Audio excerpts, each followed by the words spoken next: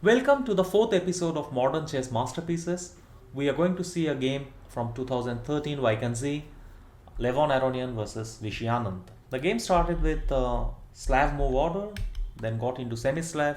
We got to a very standard theoretical position around here, bishop b7. Many games have been played at this point. Black is ready to meet e4 with e5, and he is giving a positional threat of playing a6 when there will be no stopping to play c5 as the b5 pawn will be protected. A very standard move is to play a3, anticipating a6, and then b4, and white completely kills the bishop on b7.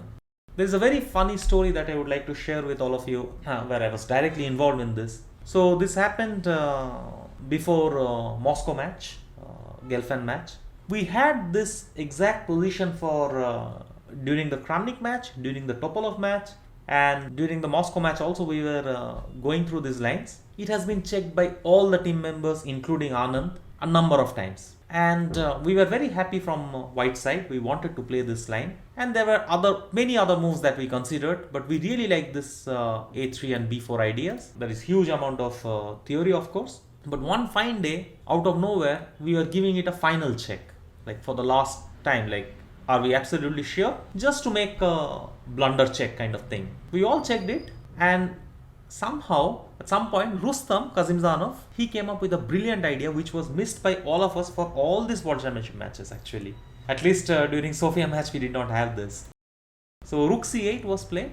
The spectacular point of this move was shown by Rustam in 2012 when he played against Topolov. It's ironic that during Topolov match we actually missed this idea because we thought, okay, b4 is happening. But Rustam played in 2012 against Topolov, and he showed this spectacular idea of c5. Nowadays, if you turn on computer, of course it shows immediately, but back in those days it was not showing at all. And only when we make this move, then he would understand the point that after b takes c5, black takes here. And the point here is, c takes d6 would be the main move, which by the way I have played from the white side. There are also a huge theory here.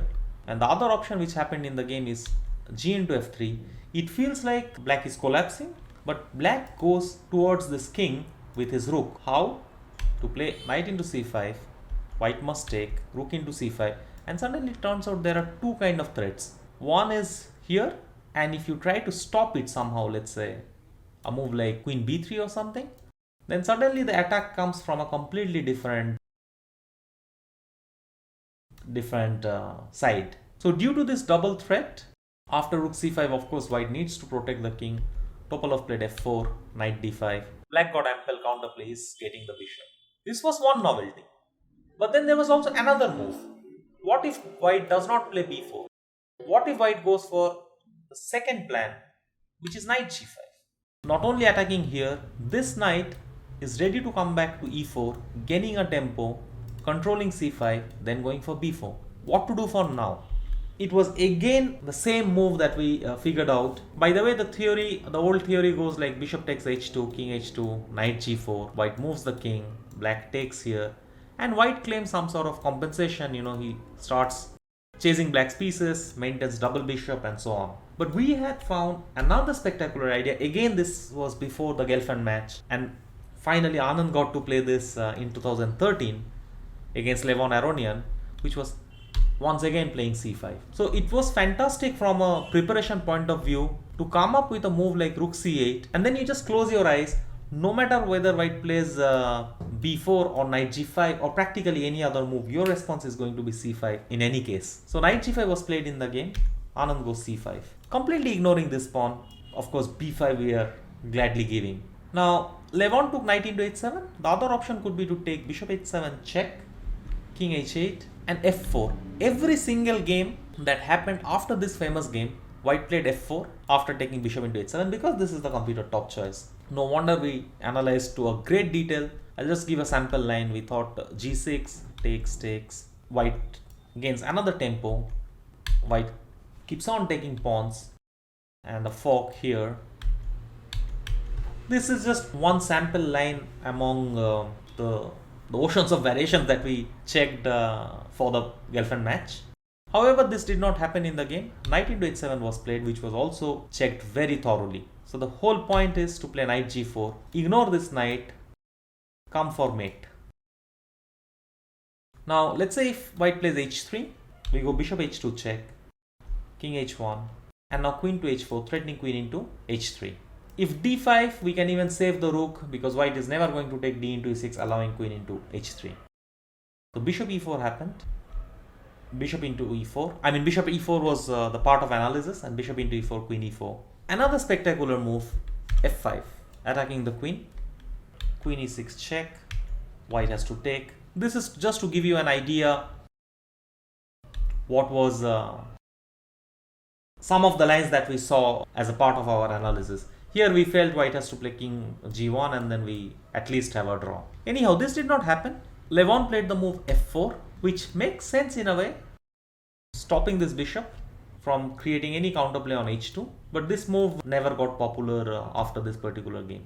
Anand takes c into d4. White's last chance at this point was to take on f8, and after bishop f8 to play a move h3, which is not that trivial, particularly when you don't know, when you don't have this in your home preparation. In the game, e into d4 was played. Time to pause the video and try to figure out the best possible move here. Since this game is very famous, probably you have seen this before. You must have seen this before. But anyway, it will be a good exercise. Try to figure out the entire combination from this point. Here, Anand actually could not remember his preparation, but he knew some pattern when his d7 knight was jumping to d3. So rest he had to calculate and figure it out, and he did find the best move, which is once again spectacular and I must say not at all expected. If you have not seen this game before, if you are seeing this first time or you have forgotten the game, it would be a extremely good exercise to solve, to sharpen your tactical skill. Natural move would be to play something like, let's say, queen h4, but nothing happens after h3. What else to do? Do we want to save our rook? But then everything wins. He can take, he can bring back the bishop. There is only one trick, and it is very imaginative. Bishop to c5. White closed this diagonal, black comes from a different diagonal. Such an easy move to miss. So the question is, okay, why can't I take it? This did not happen in the game, but let's start with that. If d into c5, knight into c5. You see the knight is coming to d3. This bishop is lacking square. If you want to play something like bishop e2, then suddenly check here, knight f2, and this is actually mate. So we can't do that. So we have to take on f8, but knight into d3. Even here it turns out this was White's best chance. Probably this is the final chance where he's immediately not losing. He could now play h3, queen d4 check. King has to go here, and after knight f2 takes. This position is devastating. I mean, this knight will go. So knight e6, f e6. It's not immediately losing, but yeah, clearly White would not be happy to play with his rook on a1, bishop on c1. In the game, Levon played bishop e2 with an idea that after bishop d4 he wants to play king h1. If let's say knight f2, then take here and take back the exchange. What did he miss? Once again, time to pause the video and try to figure out on your own what move was missed. Another spectacular move, as if bishop c5 was not enough of brilliancy. Anand plays knight d e5, giving f into e5, giving d into c5, but essentially coming for the king. To start with, there is a very simple threat. Let's say if f into e5, check, and queen g1, and that's mate. So if let's say d into c5 happens at this point, queen d4 check, we have to go to h1, and once again the same pattern, it's mate. Either here or if the bishop moves somewhere, we don't even have to take the queen, we can give queen f1 checkmate. So the only move becomes to eliminate this knight. So bishop into g4 was played, bishop takes d4, king h1, and knight g4. There is a resemblance with the famous game of Rubinstein, who was by Rotlevi versus Rubinstein, where these two bishops kind of killed White's king on the king side. Here, basically there is just no way to stop the mate, so Levon goes for knight into f8. My question is, what's wrong with queen h4? Pause the video and figure it out. Why can't I mate here? You know, I can just play queen h4 and that's it, it's mate. I hope you spotted the trick.